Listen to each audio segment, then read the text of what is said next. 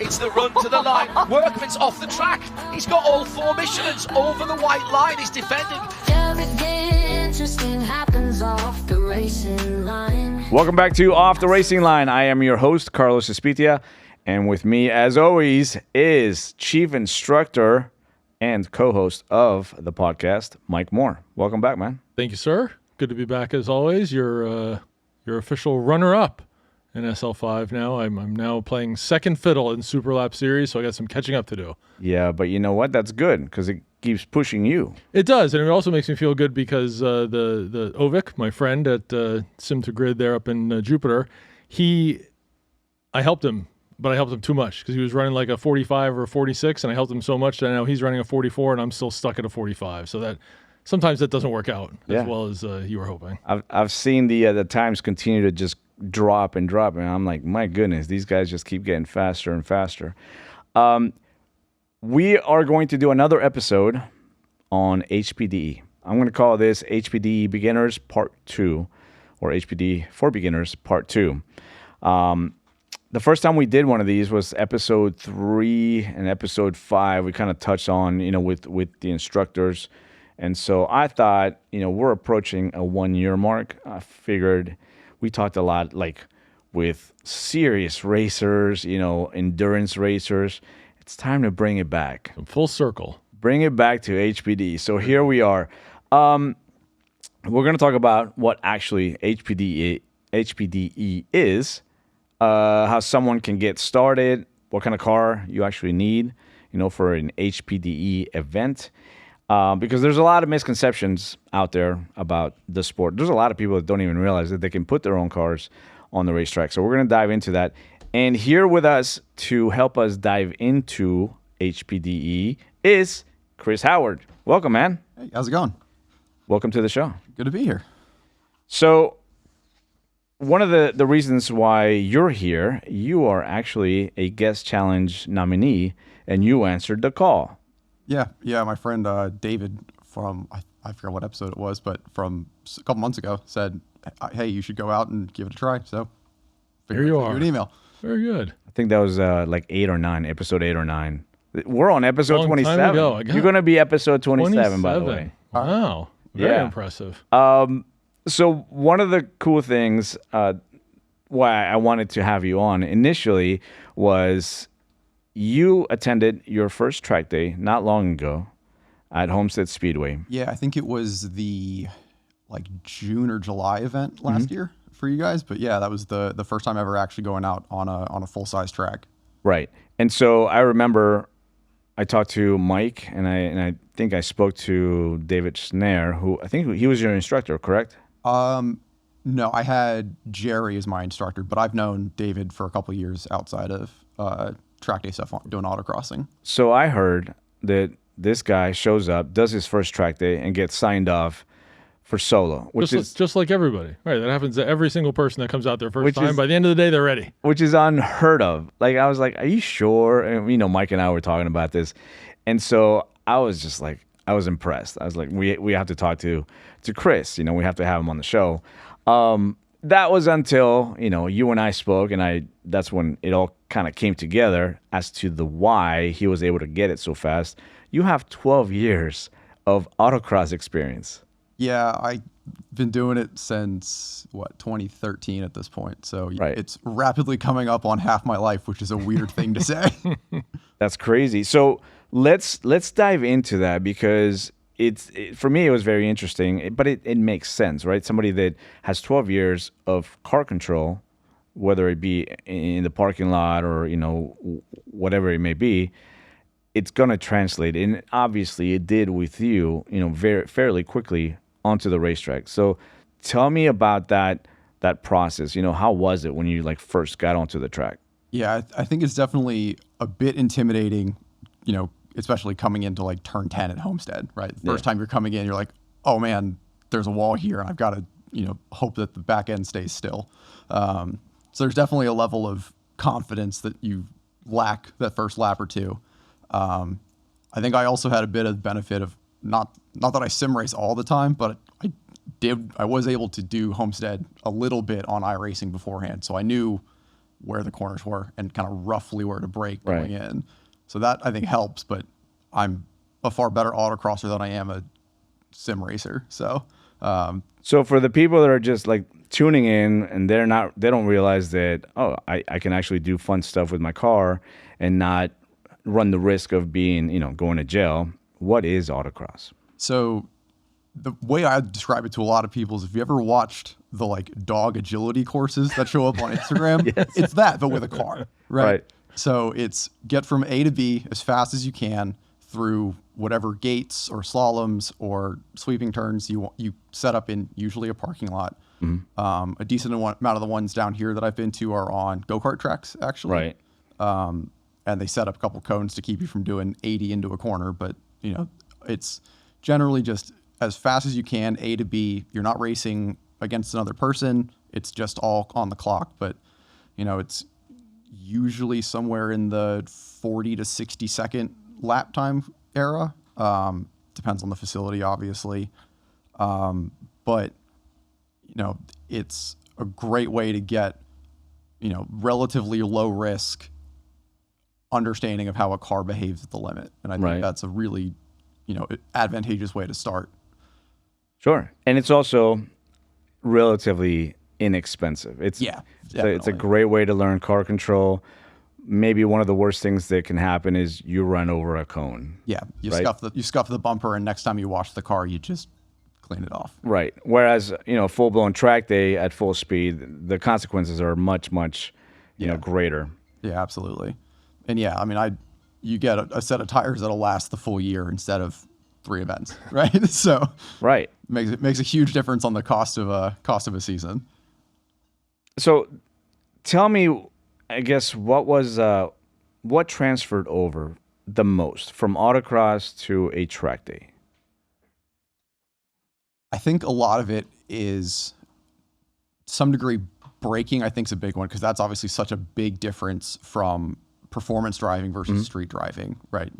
That's whenever I deal with somebody new at autocross, like that's the number one thing. I'm like, you're going to be braking differently. Right. And I think that's the big obvious one.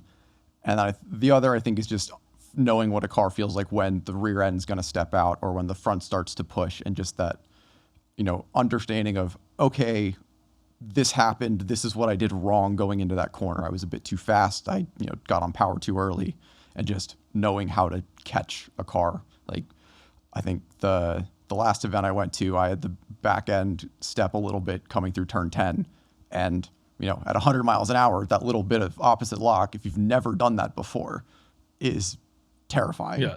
But if you've done it at 30 miles an hour, you're like, I know instinctively, just little bit of opposite lock and we're safe again. And it goes back to that muscle memory, right? Like it becomes instinctual. Yeah. When you feel the rear end step out, it's automatic. Yeah. Where at 100 miles an hour, if that's the first time that you're feeling that, you're just going to be panicking. Yeah. And it's one of those things like, by the time, so I've been doing it for a long time, and it's part of the reason why I struggle with sim racing so much is if you wait until your eyes register that it's happening, you're too late. Yeah. So, you feel it a little bit. Like the video I've got doesn't look like it's doing anything. You just see the wheel jerk to the right and then come back. Right. And that's it.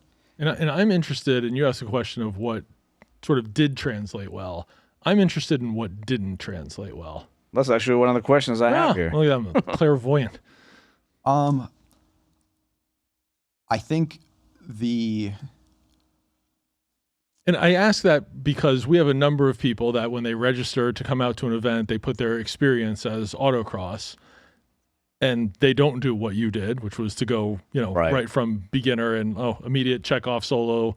This guy's Most good. of them will say like I have 3 or 4, autocross events. Different not than 12 years. years. That is a good Yeah. point. Yes.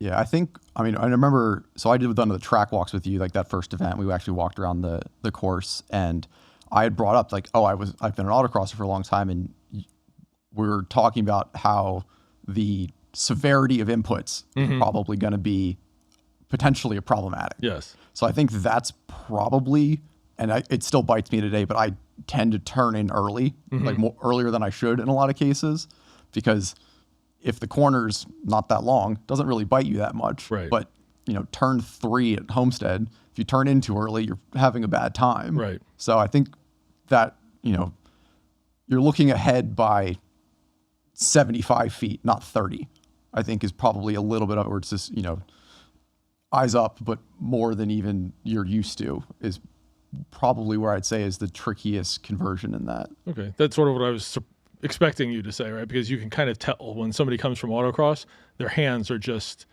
way too fast because, an input at 30 miles an hour, if you make that same input at 70 or 80, it just doesn't work. You've got to slowly transfer the weight versus throw the car into the corner, get a point in the right direction, and go. Yeah, there's multiple times in an autocross run where I'm over 180 degrees of steering input. Right. Like I don't know if there's anywhere at Homestead you do that. There's nowhere at Homestead or Sebring, neither track do you have to go over 180. Yeah, no, definitely not Sebring. Yep. There's some fast sweepers over there. Yeah, I mean 8's the sharpest turn out of both tracks. And you never have to crank your hand over. I think I was at maybe 90 in my car. Like, it's not nearly as much. So I guess to not summarize, but let people know that, maybe listening and they've never done any autocross, never done any track days. And we're talking about you can have fun with your car in a legal way. Autocross is a great way to start, and then transition over to doing a full day at the track. That's a speedway, not a speedway, but the road course, the infield, like at Homestead or Sebring. That's essentially what we're talking about. And so going back to you transferring from autocross to a track day, did you feel comfortable immediately, or was there some hesitation? Did you feel intimidated at any point? Like I said, I think I was definitely a bit nervous coming out, more so just about having other people around me. I think was the That's a big unknown. Yeah, because I was confident that I would be able to get around, but I wasn't sure if somebody else did something weird, how would things happen. So I think that was probably one of the biggest kind of nerve things going out. And throughout the course of the day, since we do have so much safety in mind where, hey, you can't pass somebody unless they give you a point by, was it after you experienced a session or two where you're like, oh, okay, I really didn't have to worry about that? Or was it still, oh my God, I may die at any moment? Yeah, definitely. And like I said, I think the first couple laps, especially, I was very, where are the flag stations? I want to make sure that I know where my braking points are, what I'm looking for, and all that kind of thing. And Jerry was really good about that. So I'd definitely say if you're going to do it, do your first event, at least your first event with an instructor. And even if you've got a ton of autocross experience, going in and, doing it correctly, even if you haven't done anything, is the way to do it. Because, it's way too easy to go in and be, oh, I'm going to be great at this, and then end up in a wall. And I think I saw a couple on like the Sunday session when I was running solo. There was a couple guys there that were, giving point buys and then accelerating and not letting a Miata pass them on the straight. It's like, okay, or we're searching for a line that they really didn't know where they were going and things like that, where it's like, it's okay to be a beginner at this. Like, you don't have to be a pro first time out. Yes, people are often, they are much too much in a hurry to get the instructor out of the right seat, whether it's, to an ego thing or to save a couple of bucks or to save a couple of pounds. I think anybody that has done this long enough that the overall majority of us are like, get that instructor out of the seat as fast as possible. And then 2 years later, you're thinking to yourself, man, why is that guy in front of me have a slower car, but he's faster than I am? I wish I would have an instructor in the car again. Yeah. So keep that instructor in the right seat for as long as you can. Yeah. It's remarkable how much a better driver can teach you at, whether it's big track stuff or autocross. Like, my first time going out was a school up in Maryland where I started, and I did my first 2 runs and thought I was really good at this. Had an instructor drive the car, and he was 10 seconds faster than I was. And then it was just, that's what it's like to actually drive a car at the limit. And my guess is that wasn't 10 seconds faster on like a 5-minute course. That was 10 seconds faster on a minute course. So yeah, it was like a 70-second course. Right, I think I was running like 80. Right. He ran like to 72, and I was like, it's remarkable. I'm 20% slower than you are. I guess I'll listen to what you have to say. Yeah. So one of the things that you and I talked about on the phone before coming into the studio was, I asked you, why did it take you so long to go into a full, track day? You did 12 years of autocross, so your I'm not going to say excuse, but I know that's the word you're going to use. Your reasoning was something that Mike and I hear all the time. So what was it? Yeah, so I mean, a big part of it we talked about earlier was cost, right? Like at the end of the day, it is just a more expensive route to get seat time. Like you get more of it, but per event, it's more expensive. Right. But a big part of it was my last car was a Porsche, and I always had I need to get new tires before I go out. I need new brakes on before I go out. And then, I owned the car for 5 years, and by the end of it, it was like I'm not sure I really trust the motor on this thing because it was, at that point it was at 100,000 miles, and it was a 997. Right. So I was kind of in do I really trust this for 20 minutes pushing all out on a track? And then maybe not. So a lot of it is just always a bit worried that the car can't handle it. Yeah. And to some case, it can't. But a lot of modern cars or well-maintained cars are more than capable of going out and doing it. And just to be clear, do I understand that you went from a Porsche to a BMW? I did. Yeah. Well, you're the first guest that's made that wrong decision. How do you regret that, or how much do you regret it? I guess is probably a better way to phrase the question. I will own another Porsche. Oh, well, there you go, ladies and gentlemen. We know that that's the normal trajectory, BMW to Porsche. Right. That's So you just weren't thinking clearly at the time? So I had the Porsche and another car at the time, and so the Porsche was gonna need a decent chunk of work in the not too distant future, and it became I can sell just the Porsche, and then what fun car can I get? And that wasn't a ton of budget that I wanted to play with, so I looked at Caymans, but basically most Porsches I could sell and get into were the same Porsche I had. Gotcha. And then so it became I can sell both cars and spend a little bit of money and get a car that can do both. So I daily drive my M2. It's got, a front sway bar and some fancy rear shocks, but it's effectively a stock car. And I can track it, I can daily it, I can put all 4 tires in the back of the car and take it to the shop and get them mounted. So it was kind of one of those, if you're only going to go to one car, it's really kind of hard to beat some of the BMWs. Gotcha. Well, we'll welcome you back to the Porsche world with open arms anytime you're ready. It'll happen eventually, but the M2 was one of the few cars that I was in on the right seat that actually impressed me. The M2 Comp. Mm-hmm. I remember the first time that I instructed in that car, I was just so impressed with it. Just out of the box, that car was just built correctly. Yeah, it's a really good car. Like I said, the first couple of events I did, just from a difference in dynamics, was a bit challenging. Going from the 997, which is I think 400 pounds lighter, at least probably. Yeah, way lighter, way lower CG. The engine's in the back, like all sorts of different dynamics. So it threw me off for the first couple events, and then did a couple modifications. The shocks made a massive difference, just being able to adjust some rebounds and stuff like that. But it's a really, really solid car out of the box, and it has more than enough power to overwhelm the rear tires on it. So there's no reason. You see guys that make 700 horsepower in them, and I'm like, you've got a 265 from the factory. Like, what are you doing? Yeah. And I've coached in an M2 that was tuned upwards of like close to 600 pounds, 600 horsepower, and it was undrivable on the track. Yeah, it just the rear tire, it can't put enough rear tire underneath that car to manage that level of power. So some of the other excuses that we've heard for people not, going to a track day, usually it's, like I'm going to do it when and fill in the blank. The fill in the blank is usually something like I need more horsepower, or I need better tires, or I need to get coilovers, or some degree of, one of those. So Mike, why don't you talk to us a little bit about what they actually need to go onto the track? You need good tires. They don't have to be great, but the condition of them is, it can be street tires. And how old they are is almost more important. Right, exactly. A good, decent street tire, as long as it's relatively new and not 8 years old and dry rotted, is fine. Brakes, first track day, you really don't even need so much to replace your brake pads. Depends on how heavy the car is and how heavy you are on your brakes and how good your technique is.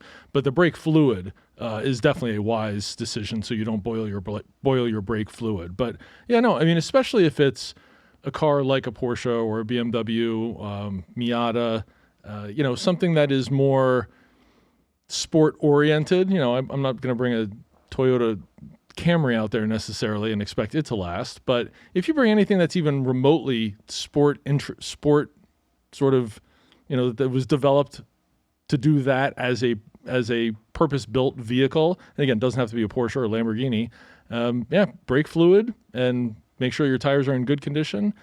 Take it to a shop, just have them look over it to make sure nothing pink or brown or green is leaking out where it shouldn't be, and pretty much good to go. Well, I'm glad you brought that up because I think for any beginner in HPDE, you can bring out just about any car, especially if it's more like on the modern side. Let's call it a 2018 and on, right? Mm-hmm. Anything that's under 10 years old, you can go out there and have a good time. I think the big difference is how long you can have a good time with that car, right? Because some cars are built to take punishment a little better than others, right? So you can technically go out in a Camry and learn the limits of that car, but you're going to find them much quicker than in a BMW or Porsche. I mean, look, people bring out Porsche Macans and things like that. We see Teslas out there, right? Anything when you're driving, if your first day, if you're getting 75% out of the car, you're probably doing better than the average first timer. And any car can drive around for 25 minutes at 75%, right? It's once you start to get a little bit more comfortable with it and you're pushing to 85, 90, 95, that's when you've got to really be on top of more motorsporty grade type stuff with better tires and better brakes in addition to the better fluid. Yeah, because then that's when cooling starts to become a real issue, especially in South Florida. Everything gets really hot: transmission, oil, water, brakes, tires. So, but that's farther down the road. Right. Once they start picking up speed and learning, I can actually move this car around a lot quicker than I used to. Then you start getting into that. But initially, I would welcome just about anybody. Oh, yeah. Bring just about anything that you have. You can go out there and have fun and learn how to drive that thing. Yeah. No, like I said, if you're driving at 70, 75%, any car will last all day long.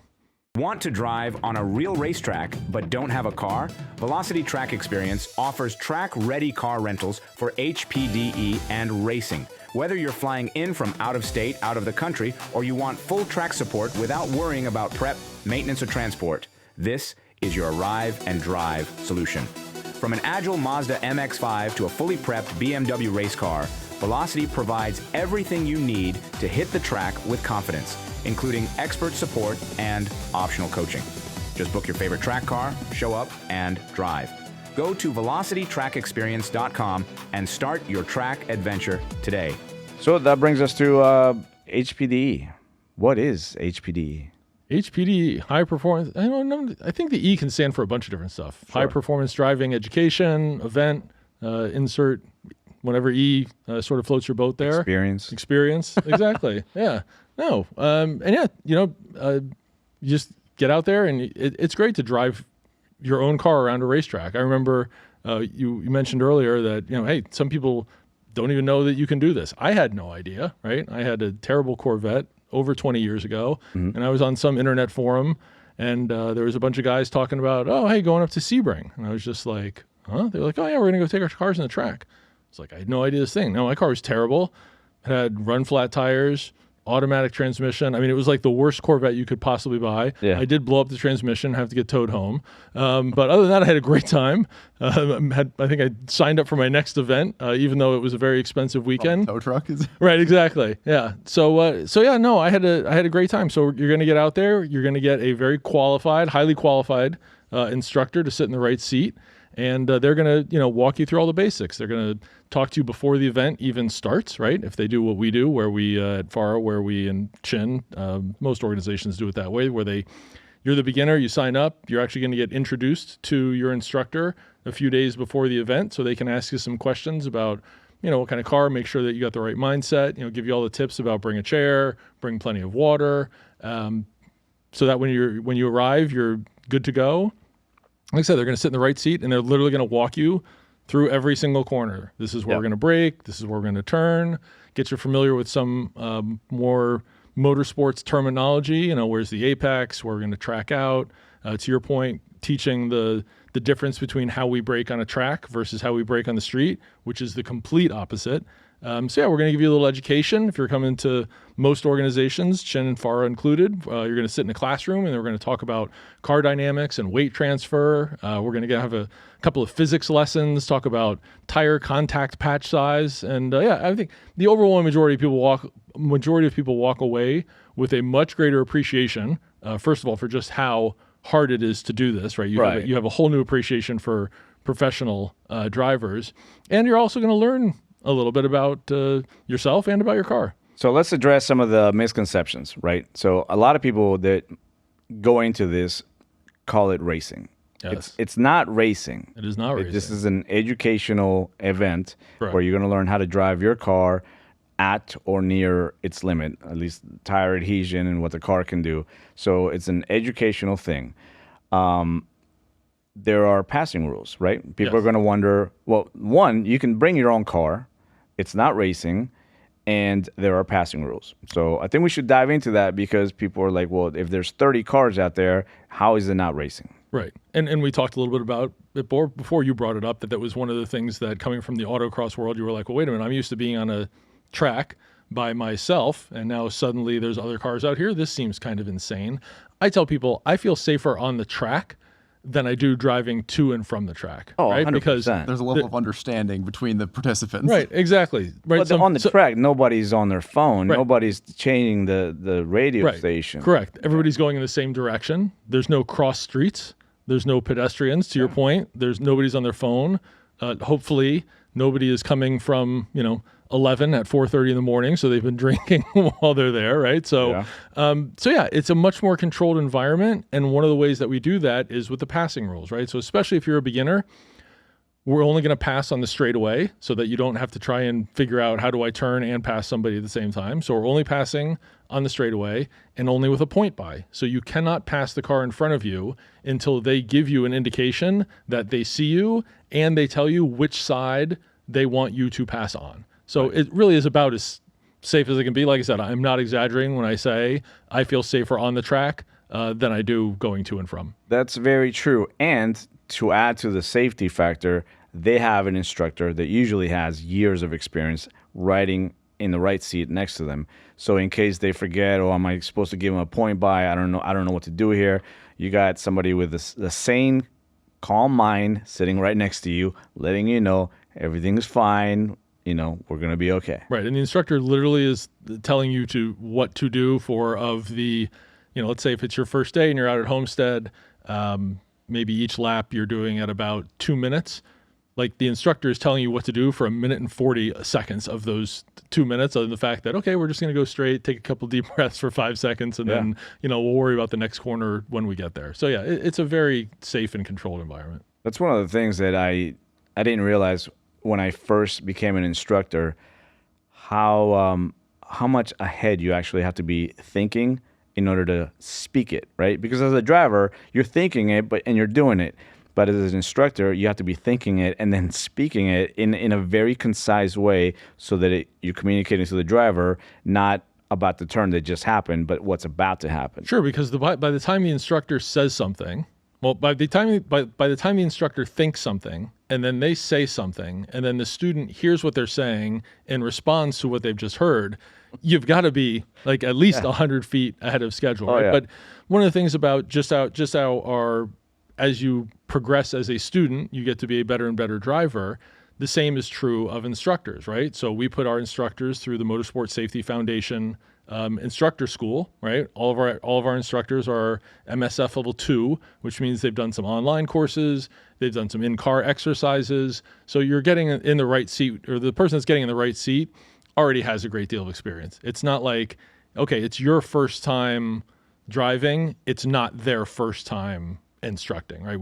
The overwhelming majority of them have multiple years of experience and at the very least have gone through both online courses and actual in-car simulator courses. So you literally you can't get somebody in the right seat that hasn't instructed at least once, even in a more educational role-playing type situation. Chris, let me get your input on this, because you mentioned when we talked on the phone that you did some instructing in autocross. Yep. So talk to me a little bit about that, and maybe what you experienced from your instructor at the racetrack, what the differences were.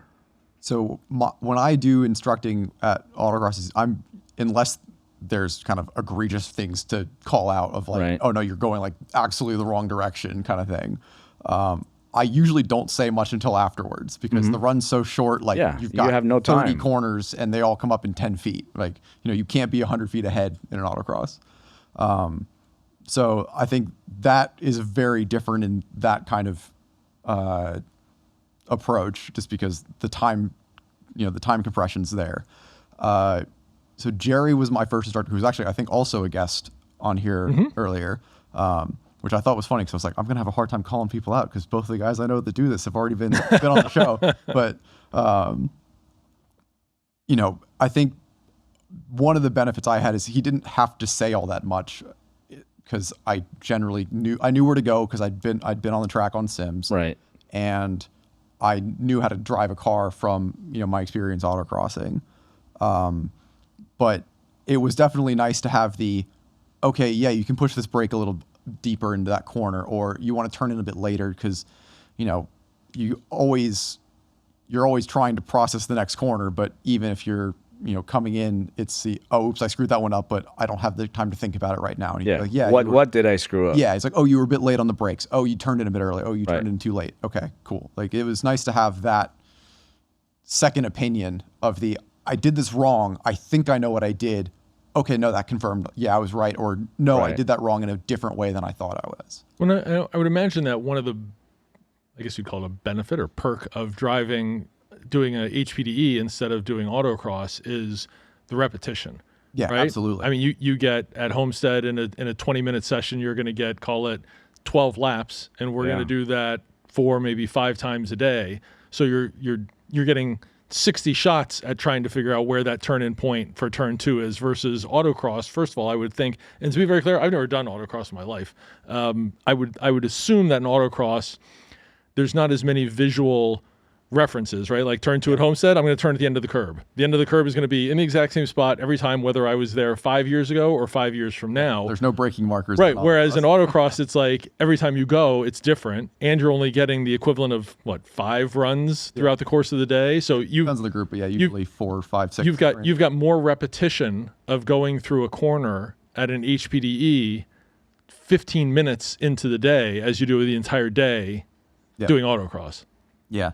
Yeah, there's definitely a level of, and this is, I think, where autocross experience helps to go to a track, because if you've never been to a track before, you know how to find the limit of your car really quickly, which is, I'd say, blessing and a curse, because if you push too hard too quickly, you have big problems. Right. Yes. But at least gives you a sense of, I know what 90% feels like, right, and I can get there really quickly. But yeah, I think the trickiest thing, especially for new people in an autocross, is, you look out at a parking lot and there's just cones.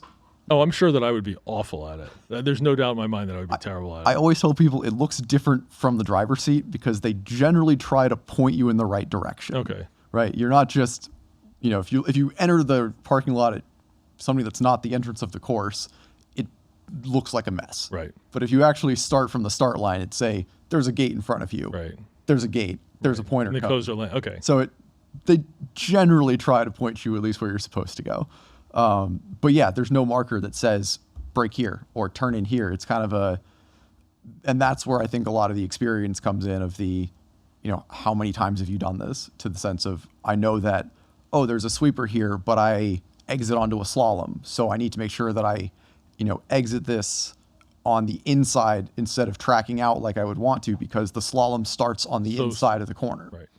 So there's a lot of stuff like that where it's just the knowing what comes next and knowing what your car can actually do makes such a difference. And yeah, the ability to do that on lap 1 is a big difference. And, I still see a couple seconds, maybe 2-3 seconds between first run and last run, just from tires getting warm and actually figuring out, oh, I can brake way deeper there. Right. But,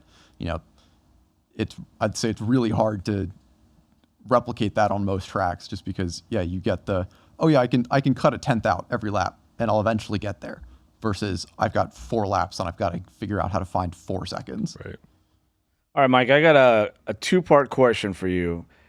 For someone that's brand new to the sport, to HPDE, what does a typical HPD day look like?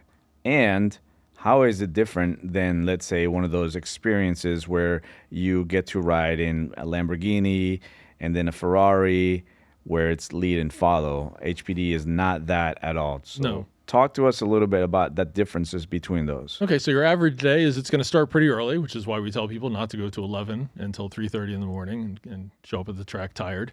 You're going to show up, honestly, somewhere between 7 and 7:30 in the morning. You're going to go to registration. They're going to check off your name, give you a wristband. They're going to send you the tech.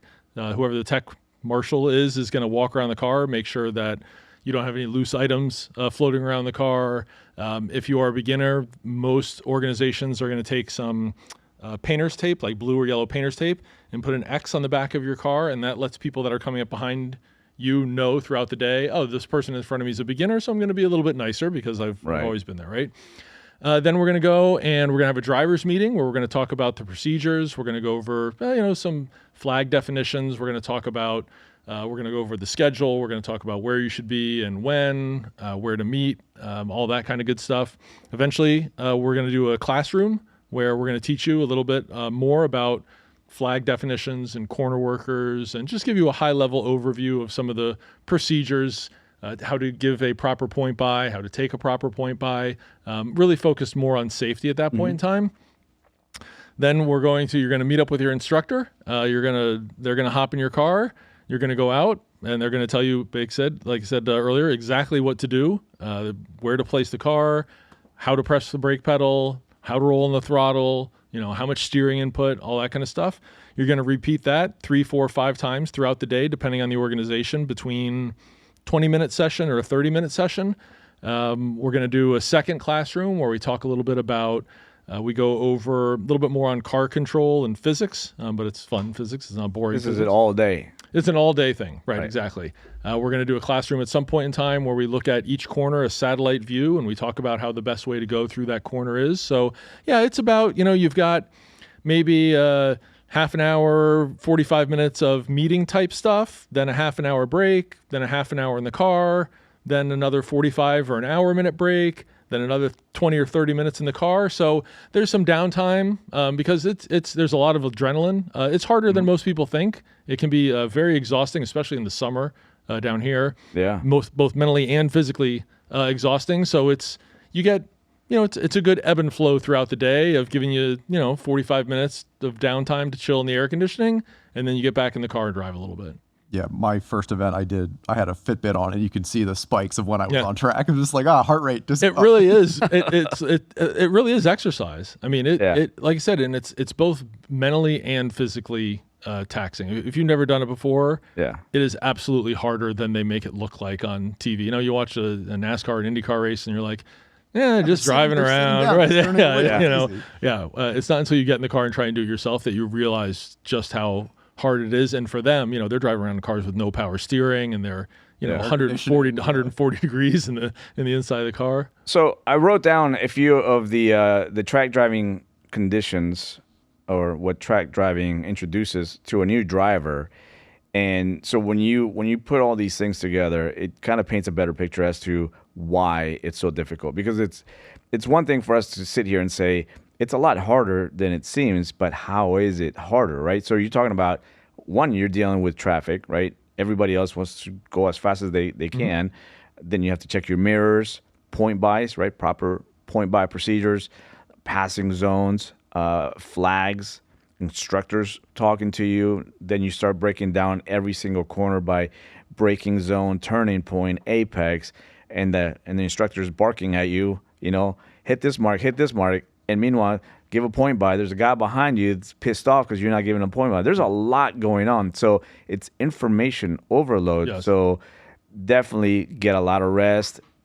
check. One of the things we talked about in the first time that we talked about this HPDE was check your ego at the door, Oh, for because sure. you're going to be humbled very quickly. Yes. No, if you're out there in some Mustang Shelby GT 500 or a new Z06 Corvette, it is very humbling for a guy in a 160 horsepower Miata to be on your bumper because he's faster than you, right? But that's how it works. It's the driver makes a more significant difference than the car you're driving. The car you're driving can cover, it can certainly, especially, modern cars are so good, they can cover up a lot of the driver faults, but at the end of the day, a fast driver in a okay car is absolutely better than a slow driver in a fast car by a wide margin. Oh yeah. I always joked at some autocrosses that if a Mustang showed up that I didn't recognize, he was probably going to spin that day. Yeah, right, exactly. And 9 out of 10 times I was right. Yeah. Well, I mean, there's a reason that nobody has ever accepted your challenge, right? We've never had anybody. That's true. You laid out the challenge. You do it every couple of Times, episodes. several times. Couple of times, right? I'm Hey, giving away free track days, and I said if you can beat, the guest lap time, I'll give you a free track day. It has yet to happen. nobody ever took you up on it. Nope. So we mentioned cars. Why don't we talk a little bit more about a good HPDE car? What makes a good HPDE car? I mean, you mentioned anything sort of 2018 or later. Right. That's a pretty good. Again, I mean, I wouldn't go with a random Toyota Corolla, 4-door sedan. But my guess is that if you look at any car manufacturer, I'm sure they have at least one car that's worthy of going out on track. That's right? true. I mean, you talk about. I mean, sort of the holy grail is, of course, Miata, right? Miata is always the answer. I don't fit in a Miata. I recently got a BRZ, and I love it. I'm having a great time driving a slow car fast. M2s, Caymans, but again, it doesn't have to be that, right? We've got people out there in Hyundai Ioniq Yeah. cars that are out there having a great time. We've got My first car was a Honda Civic Si. There you go. And it was great. It had no torque, but it was a lot of fun, and you could, I would run laps faster than 911s on some days. Yeah, I mean, generally speaking, the lighter the car, the better. Yeah. So if you come out with I wouldn't try it in a 7 Series BMW. Now you can do it, and the car is going to be fine. Yeah. But the lighter the car, the easier it is to drive. The less weight that you're throwing around, the less brakes that you're going to go through. Yeah. The less heat that you're putting through the tires. So generally speaking, lighter and smaller is better than bigger and heavier. But like I said, I have absolutely instructed in Porsche Macans before, and the people had a hoot. Oh yeah. All right. Why don't we talk a little bit about best mods for starting HPDE? What should a driver do? They finally say, hey, you know what? I'm going to do this. I want to get my car ready. What's the first thing they should do? The first thing you should do is drive with an organization that's going to give you an instructor, because there are some that don't. So what should they do to their car? right, no, yes, absolutely. I'm just Someone in the right seat. I'm just saying the first thing that you should do, right? There are absolutely organizations out there that may not have an instructor for you, and they may suggest, you mentioned earlier, lead follow, where the instructor's out there and you're just behind them trying to catch up to keep up with them, and it just doesn't work. You really need to find an organization that guarantees that they're going to put somebody in the right seat. Modifications, brake fluid, number one by a wide margin. Brake fluid, right? The brake fluid, if your brake fluid boils, at the very least, your day is compromised greatly. At the very worst, you're going to go into a braking zone. You're going to hit the brakes, and the pedal's going to go straight to the floor, and the car is not going to slow down at all. And that's not a great feeling, as you can imagine. So, but really, that's sort of all you need is brake fluid. Once you start to push a little bit harder, okay, then maybe you're going to start putting enough heat in the brakes that the brake pads that come from the factory, again, depending on where the cars to dust. are not going to hold up. Tires, but all that stuff Comes later. right. Brake fluid and a car that you've taken to mechanic to make sure that it's in good working order is really all you need. Chris, were you surprised how well the M2 held up to that first track day?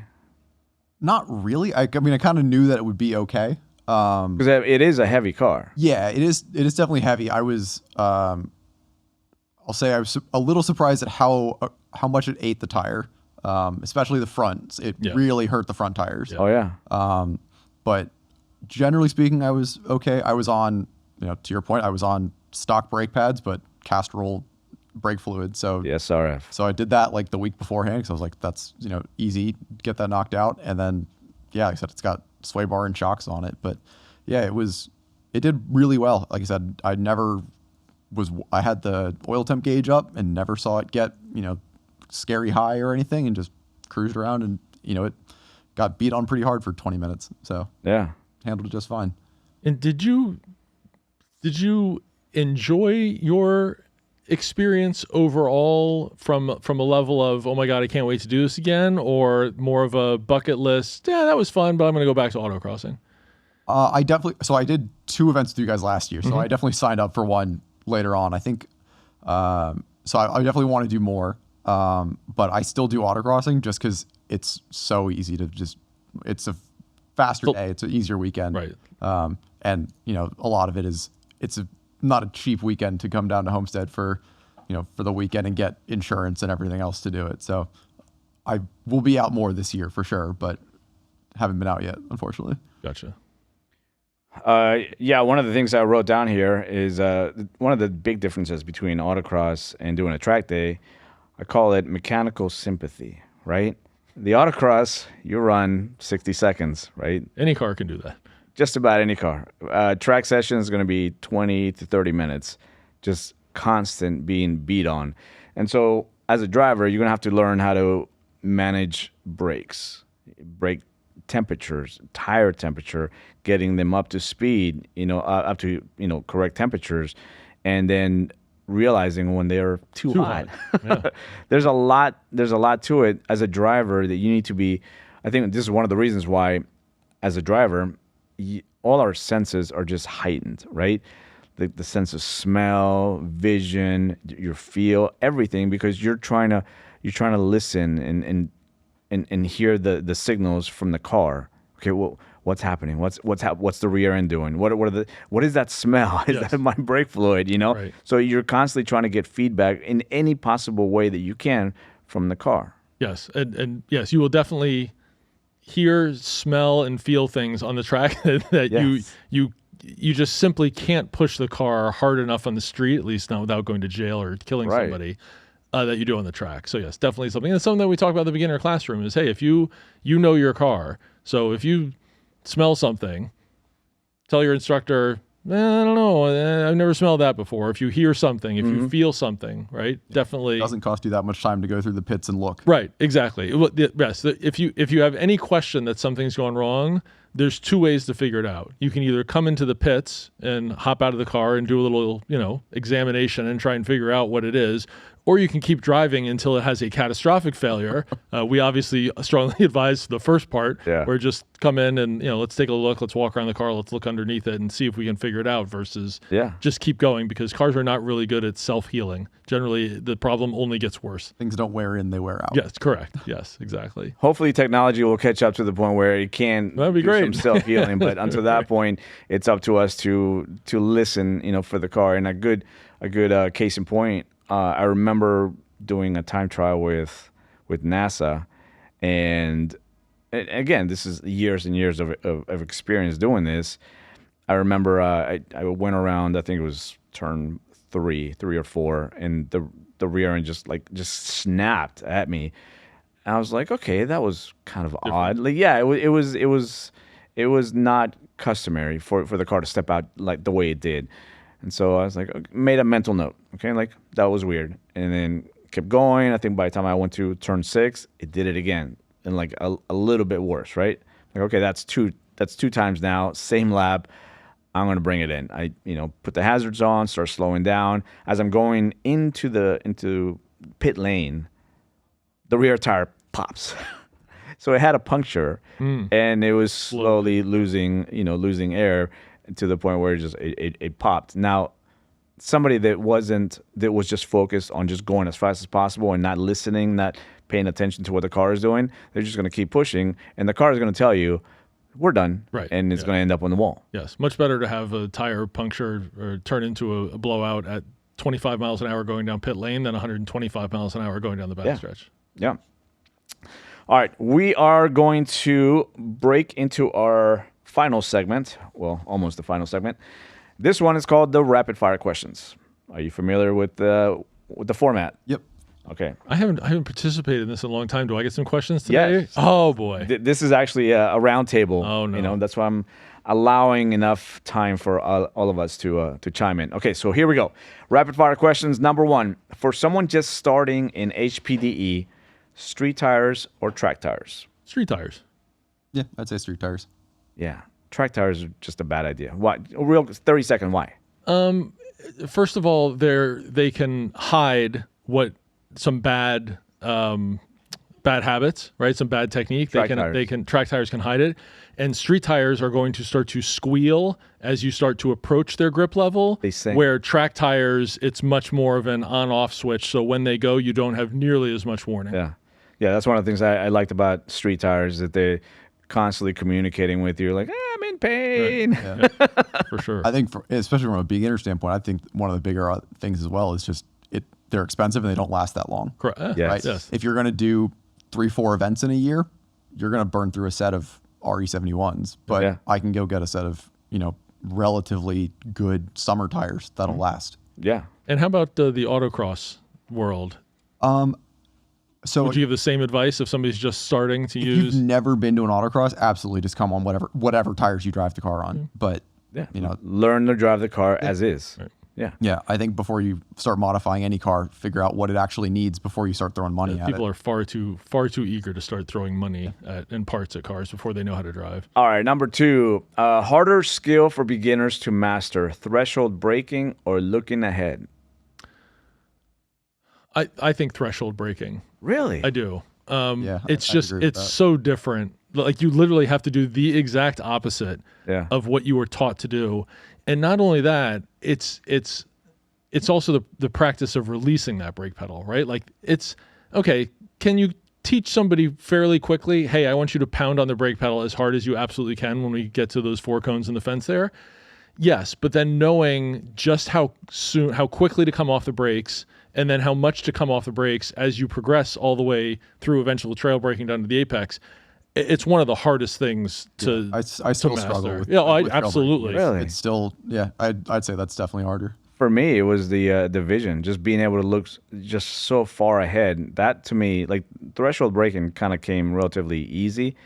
But again, going back to like any beginner, they don't realize how much pressure you actually have to apply on that brake. I think there's also the level of you can get to an 80% solution on both of those, but the last 10, Yes. 15% is where you get really hard. And I think it's easier to get to an 80% look ahead solution than it is to get to like an 80% trail brake. I had a fellow instructor tell me one time that they had a student that was so bad at looking ahead that they actually took a piece of tape and ran Across it the bottom. across the windshield and said, I don't want your eyes to go below that. And they put it like at the halfway mark Yeah. of the windshield.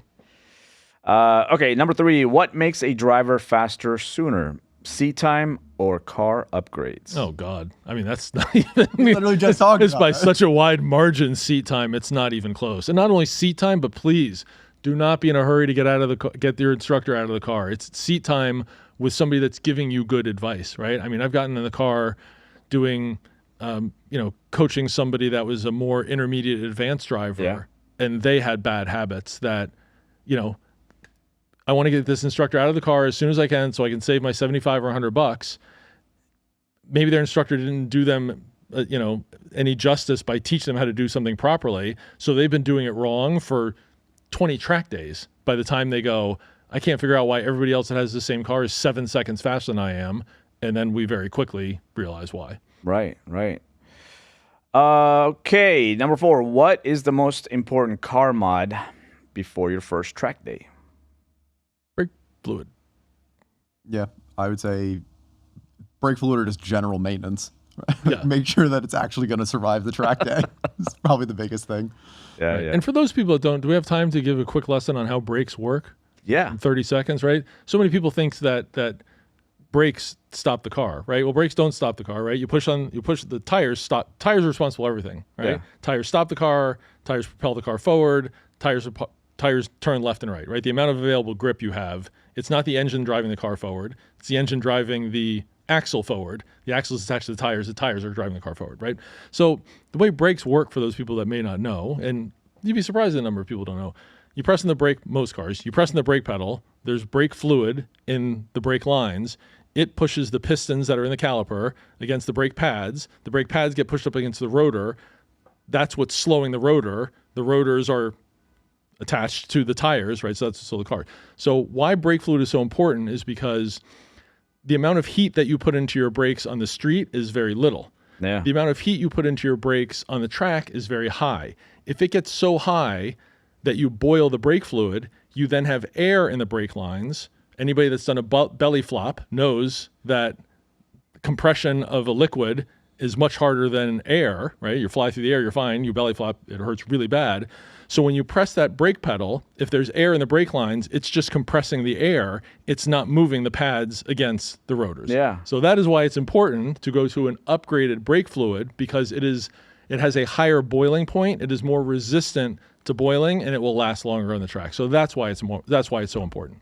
Should also replace it because it can go bad. Yes, if you're going frequently, every 4 months or so is about how often I change mine. You can probably go 6 months, but when it comes to something that's responsible for stopping you from 140 miles an hour, why would you see how long you can go before it has to be done? It's one of the things you don't cheap out on. Correct. Yes. Yeah. All these people that do tunes and stuff to make their car go faster before they upgrade their brakes, it drives me insane. All right, we got a few more questions and under 5 minutes, so here we go. As you start advancing in HPDE, what's the one thing that surprised you the most? And I'll give you an example. For me, it was tires. I didn't realize how quickly you go through them. And again, this is once you get into the intermediate advance, a set of tires are going to last you maybe 3 events. I mean, on a time trial, yes, if you're pushing that hard, 3 events before they become so used up that you're not going to be able to compete in your time trial. Correct. But for a regular HPDE person, you can probably go 5 days and they may fall off in grip. You may be a second a lap slower, but if you're not competing, you can still have just as much fun with a second slower. I think that the thing that I found most surprising as I kept spending time in the car is just how much time you can shave. Like every time I got to the point where I thought, all right, I'm really good at this. I can't do any better. I'm struggling. And I had somebody sit in the right seat with me that really knows what they were doing. I'd go out and cut 2 seconds off my lap time because, if you think about it, a track even like, a shorter track like Homestead, it still has 12, 13 turns. So if you can save 0.2 of a second in each one of those 13 turns, there's a couple of seconds. Yeah. It's really hard to find 0.2 of a second. But if you're doing something not properly from a technique standpoint and you can improve every corner like that, there's a ton of time that most people leave on the table.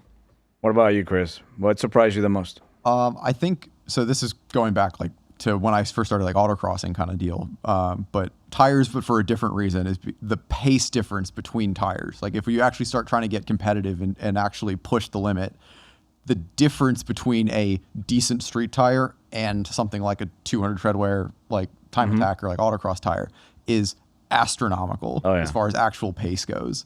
So I think that, like I said, obviously you go through them way quicker, but you go to an autocross and 2 equal cars on different tires and it's a 3 or 4 second difference. Yeah. And that's on a 50-second course. Yeah, tires make a huge difference. All right, we're going to move over to the last segment, which is the guest challenge. This is where you have an opportunity to challenge 2 of your friends to come on the podcast. So if you want to look straight into the camera and lay down the challenge. So I've actually got 3 if that works. Yeah, let's do it. So first one, Ovik, I think would be a cool one. Yes, for sure. To talk to. Yes. He's a buddy of mine. He runs Sebring Autocross and Sim to Grid. Mario from Street Racing Made Safe, I think would be an interesting one because he's done a lot of stuff in the South Florida community with cars and all that. So they're both local enough that I think you could get them relatively easily. The third one is, her name's Ray Roberts. She's an artist, but she does a lot of automotive work. And she's super talented. I've got a handful of prints of hers, but I think she's out in Arizona, but she's local. She grew up in Florida. Okay.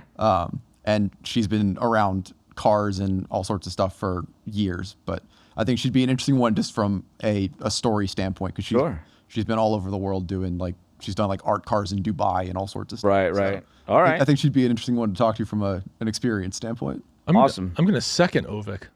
I want Ovik here.